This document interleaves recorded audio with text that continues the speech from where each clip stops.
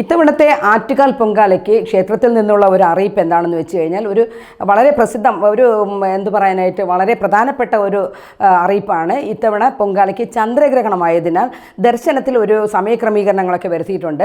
ഉച്ചയ്ക്ക് 1 മണിയാകുമ്പോൾ നട അടയ്ക്കും. അതിനുശേഷം 7 മണിക്ക് മാത്രമേ നട തുറക്കത്തുള്ളൂ എന്നുള്ളതാണ്. അപ്പോൾ 12:30 മുന്നേ, അതായത് 12:30 അവിടെ താലപ്പൊലിക്കുമായി എത്തുന്ന ഭക്തജനങ്ങൾ എത്തണം. ദർശനത്തിനെത്തുന്ന ഭക്തജനങ്ങൾ 12:30 മുമ്പേ എങ്ങനെ എത്തണം എന്നൊക്കെ പറഞ്ഞിട്ട് ഒരുപാട് കാര്യങ്ങൾ ഇത്തവണത്തെ പൊങ്കാലയ്ക്ക് പറഞ്ഞിട്ടുണ്ട്.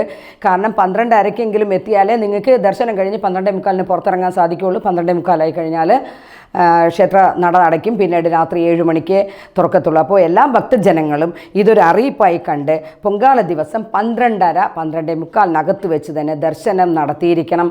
പിന്നെ താലപ്പൊലിയുമായിട്ട് അമ്പലത്തിലെത്തണം എന്നുള്ളതാണ് ക്ഷേത്രത്തിൽ നിന്നും അറിയിക്കുന്ന ഒരു മുന്നറിയിപ്പ്.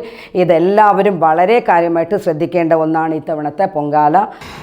എല്ലാവർക്കും അറിയാം, ആറ്റുകാൽ അമ്മയുടെ പൊങ്കാല മഹോത്സവം ഈ മാസം 23-ാം തീയതി 5:30 വൈകുന്നേരം കാപ്പുകെട്ടി കുടിയിരുത്തി ചടങ്ങുകളോടുകൂടി ആരംഭിക്കുകയാണ്.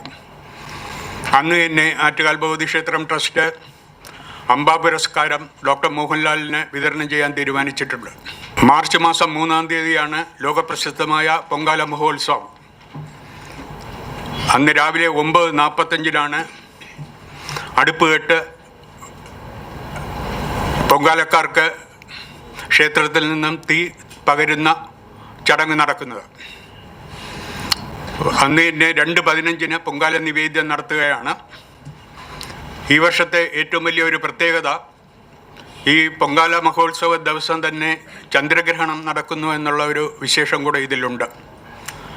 അപ്പം ജ്യോതിഷ വിധിപ്രകാരം ഉച്ചയ്ക്ക് 3:10 മുതൽ 7 മണി വരെ ദേവീ ദർശനം ഭക്തർക്ക് നൽകാൻ കഴിയുന്നില്ല. വൈകുന്നേരം 7 മണിക്ക് നട തുറക്കുന്നതാണ്. അതിനുശേഷം 8 മണിക്ക് ചൂരൽ കുത്ത തുടങ്ങുന്നു. അതിനുശേഷം 11 മണിയോടുകൂടി ആറ്റുകാൽ അമ്മ പ്രൊസഷൻ ആരംഭിക്കുകയാണ്.